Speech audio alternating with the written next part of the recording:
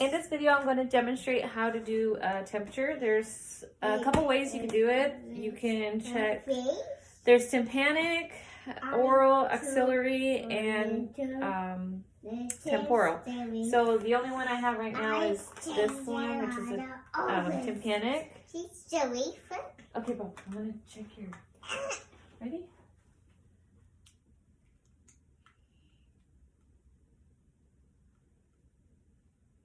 Does it work? Hold on. Stay still. Oh, it doesn't beep. Let me see. Oh, that's weird. Why is it doing that? Okay. Hold on. Oh, 98.2. Okay. Now I'm going to demonstrate how to do pulse. And when you're telling a resident, you usually tell them that you're just going to do vital signs. And you don't want to let them know that you're going to count their respiration also, because then their breathing will change. So let me see that. Hold on. Look, Mommy. Wait, Mommy. Hold on. Sit down. Wait, Mommy. Sit down. I need you. Okay, give me your hand. Ready? Okay. 5. I'm going to count your... Stay still, okay?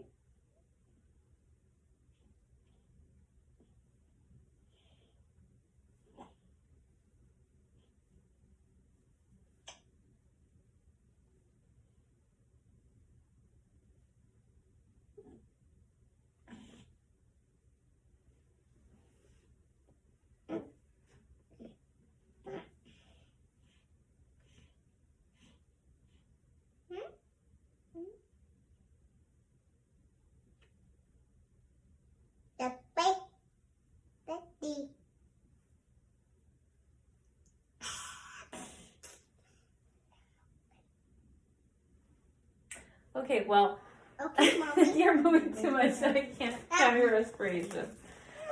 And then next we're going to do the blood pressure. I don't have a digital blood pressure, but I'm just going to do it manually. Okay, ready? Ready? I'm going to check your blood pressure. Yeah, good job. All right. Stay still. Mommy. Stay still. I'm not walking. It's not going to hurt, I promise. Okay? Mommy. I'm not walking. Yeah, it works. Stay still. I'm not walking. Okay, Mommy. ready? Ready? Put your arm out like this. Relax, okay? Okay.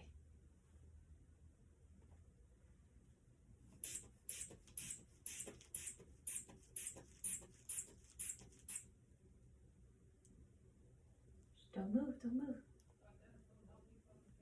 Mommy. No, Mommy. I'll pop it. Mommy, I'll pop it.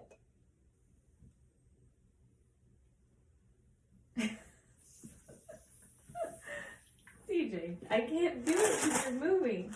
Mommy. Anyway, so the top number is always your systolic, and that's the first. Okay, Mommy. The first sound you hear is the systolic sound, and then the second one you hear, and the last one you hear is the diastolic sound, and that's how you take vital signs. I forgot to mention there's also one other way to check the pulse, which is the apical pulse, and it's right here. So usually you just put your hand right here and you can feel it.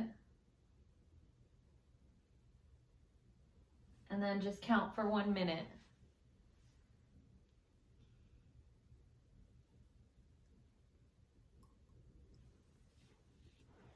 Okay, you're not gonna let me count, so, but that's how you check the apical pulse.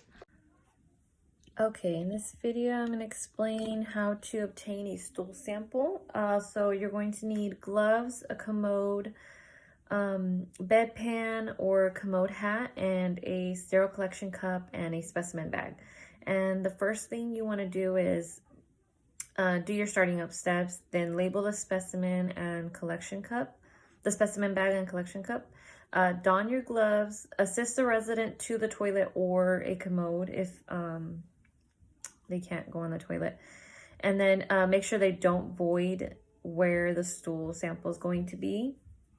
And then once you do have the stool, you get your cup and open it up, place it on a barrier, and on the cover there's going to be a spoon, and you scoop a sample of the stool all the way to where the line is on the cup. And then once you're done, you close the cup up with the cover, and then you place it in the specimen bag, and then you doff your gloves, wash your hands, complete your finishing up steps, and then deliver that to the nurse. Okay, so for obtaining a urine sample, you're going to need gloves, sterile collection cup, a specimen bag, an antiseptic towelette, or the Providone iodine scrubs. And the first thing you want to do is label the specimen bag and the collection cup, don your gloves, and then you want to assist the resident to the toilet or the commode. Open the cup and place it on a clean barrier. And then with your index and thumb of your non-dominant hand, you want to open up the labia and clean from front to back with the antiseptic towel, using a clean side every time you wipe. And then you're going to ask the resident to void, and then once she does, you put the cup in the stream of urine, and you want to collect about 20% of urine in the cup, and then you want to remove it without touching the resident's body. And then you close the cup up tightly, put it in the specimen bag, doff your gloves, wash your hands, do your finishing up steps, and then deliver that to the nurse. Okay, so for collecting sputum, you're gonna need gloves, a specimen cup, specimen bag, supplies for oral care as needed.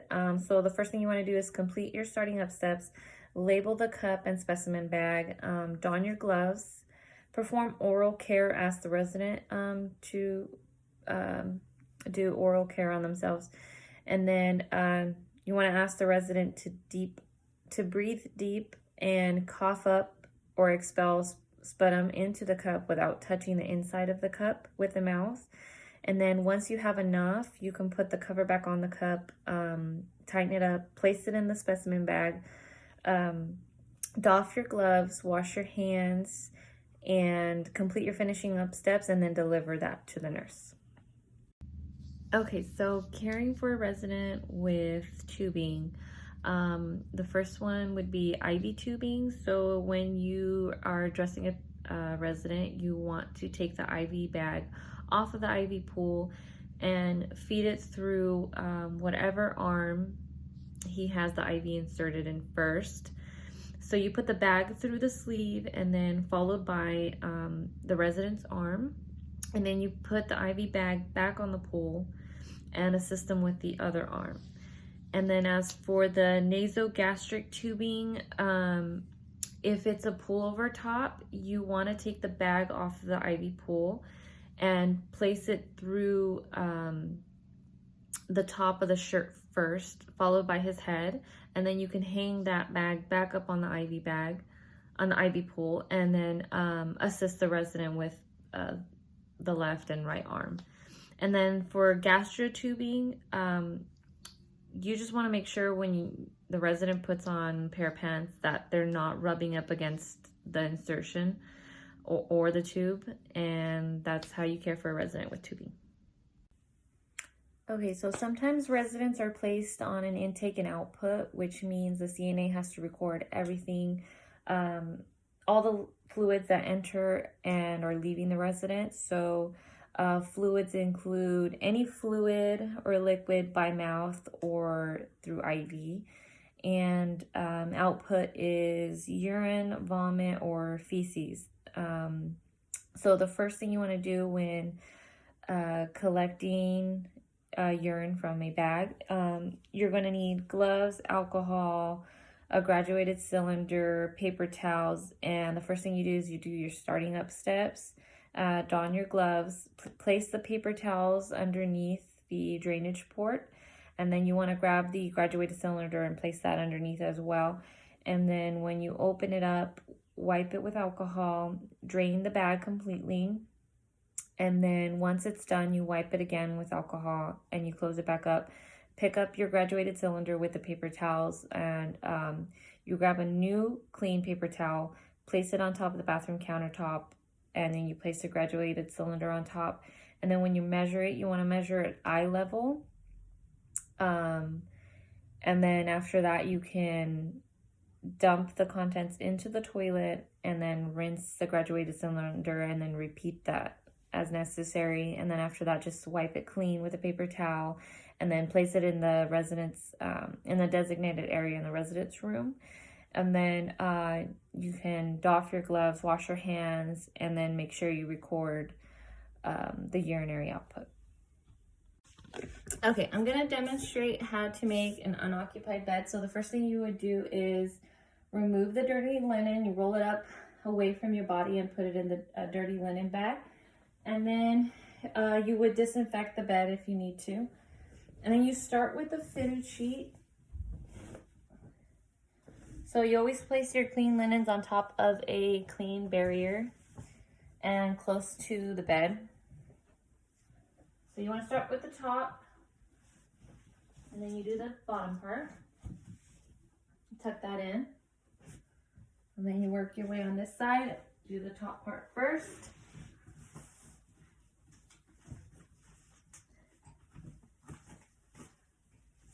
And then you work your way down. And make sure there's no wrinkles, because that could cause bed sores. Okay, and then you work, the next thing you do is the fitted sheet. I'm sorry, the flat sheet. And the wide top, the wide part goes on the top. And the seams are facing away from the resident.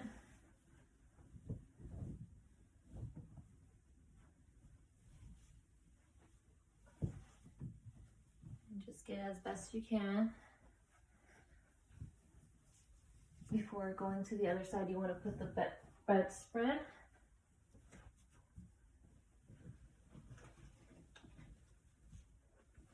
And again, this the seams are facing away from the resident.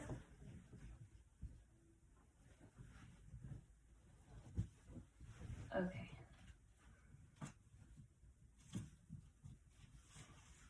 And then you want to tuck the bottom in. And then you pull this top corner up and miter the corners, creating a straight triangle here. And then you tuck this part in, let this hang. And since it's an unoccupied bed, you can put this, tuck this in, and then fold these back on both sides. And then tuck this part in. And then you want to miter the other corner. So pull up, make a triangle, tuck that in, put that down, and tuck the rest of this in. And then the last, oh well, not the last piece, but the draw sheet goes on top. Since it's an unoccupied bed, you need the draw sheet to go on top. And then for the pillowcase, you got to turn this inside out. Grab your pillow. Grab it. Where's the corner? And then just pull it over.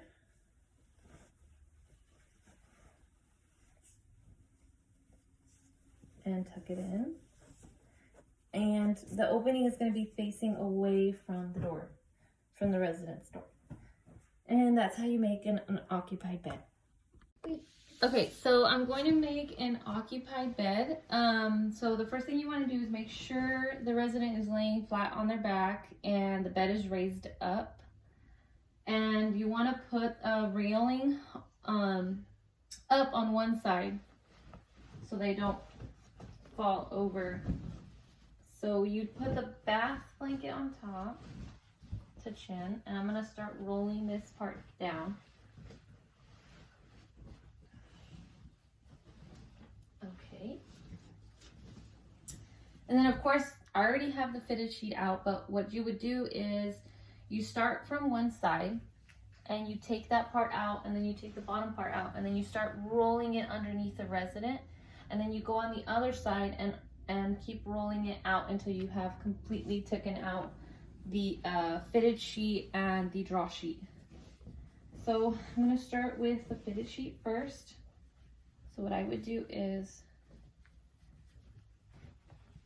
put the top part first. Put the top part first. And then work your way to the bottom.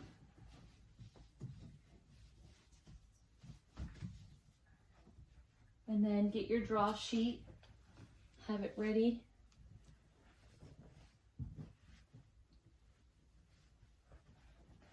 Okay, and tuck that in as well. Okay, can you turn that way for me?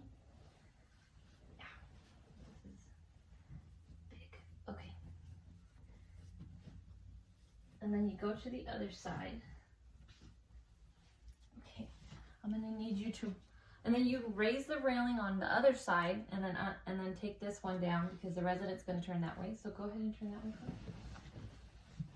No, you gotta come back this way. You have to stay on this. Now roll back.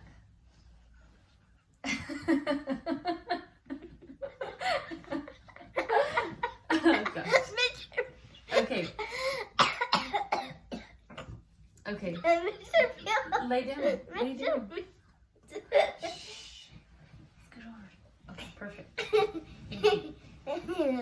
All right, and then you tuck the top part in, and then Emma, come on, you gotta help me.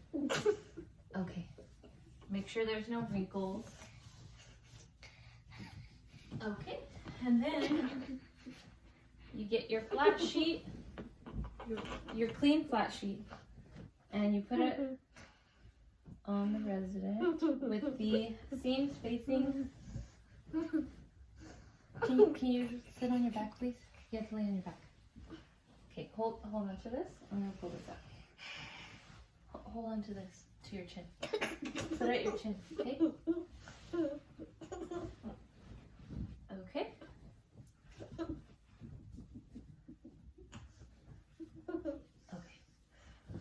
And then you get your bedspread, and the seams also facing away from the resident.